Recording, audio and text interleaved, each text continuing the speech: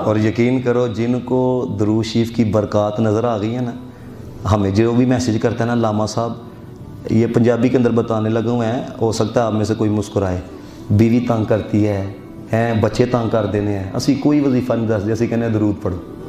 وہ عثمان صاحب بیٹھے ہیں، پوچھو نہ کرو سانو لاما صاحب وظیفہ کیتا ہے کامیاب ہو گئی۔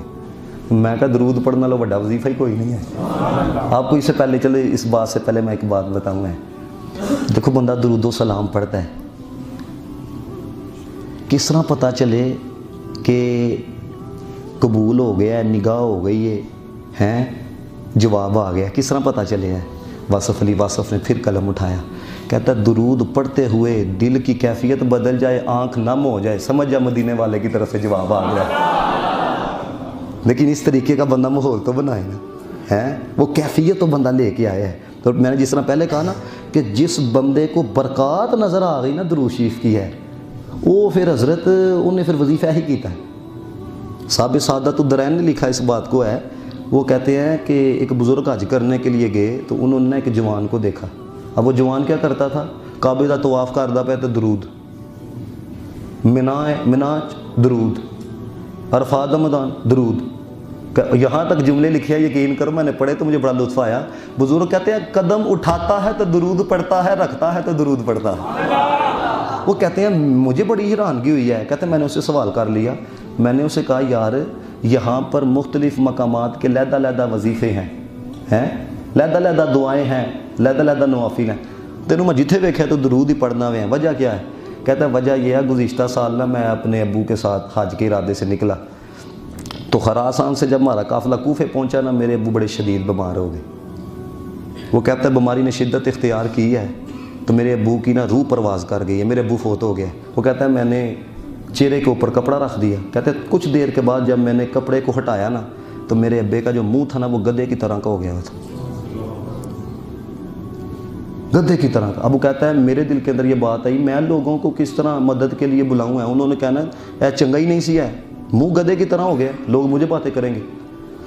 اب آپ کو پتہ ہے جب بندہ پریشان ہوتا ہے نا تو دو زانوں کے درمیان سارے رکھ کے نا سونے کی کوشش کرتا ہے یا کچھ سوچنے کی کوشش کرتا ہے۔ وہ کہتا ہے میں نے سار رکھا مجھے اونگ آ گئی، کہتے ہیں اونگ کا نہیں تھا، ایک بزرگ آئے حسین بھی تھے جمیل بھی تھے، تو کہتے ہیں انہوں نے کیا کیا، انہوں نے آ کے نا میرے والد کے چہرے سے کپڑے کو ہٹایا۔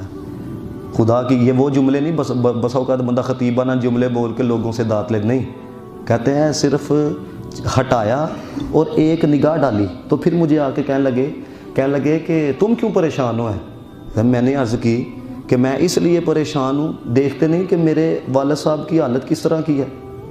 کہتے ہیں پھر بزرگوں نے کہا اب تو دیکھو ذرا تم، کہتے ہیں جب میں نے اپنے والد صاحب کے چہرے سے کپڑا اٹھایا نا، خدا کی قسم یہی جملے لکھے ہیں، 14ویں کے چاند کی طرح باپ کا چہرہ چمک رہا تھا، 14ویں کے چاند کی طرح چمک رہا تھا۔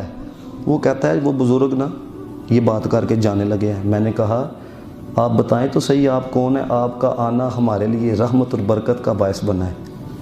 اب دیکھنا حضور نے کیا کہا، فرمایا میں شفیع مجرماں ہوں، میں محمد مصطفیٰ ہوں۔ میں آپ کو بتانے لگوں حضرت، اب دیکھو اس نے سوال کیا، کہتا ہے یا رسول اللہ علیہ الصلوۃ والسلام یہ تو بتائیں باپ کا چہرہ کیوں بدلا تھا؟ نبی پاک علیہ الصلوۃ والسلام نے فرمایا تیرا ابا سود خور سی، اور سود خور کے بارے میں یہ قانون ہے حضرت چنگے بھلے بندے ایڈی ایڈیاں داڑیاں رکھی دیاں تے سود دا کام کر دینے ہیں، تہاڈی داڑیاں رکھن دا کی فائدہ جی؟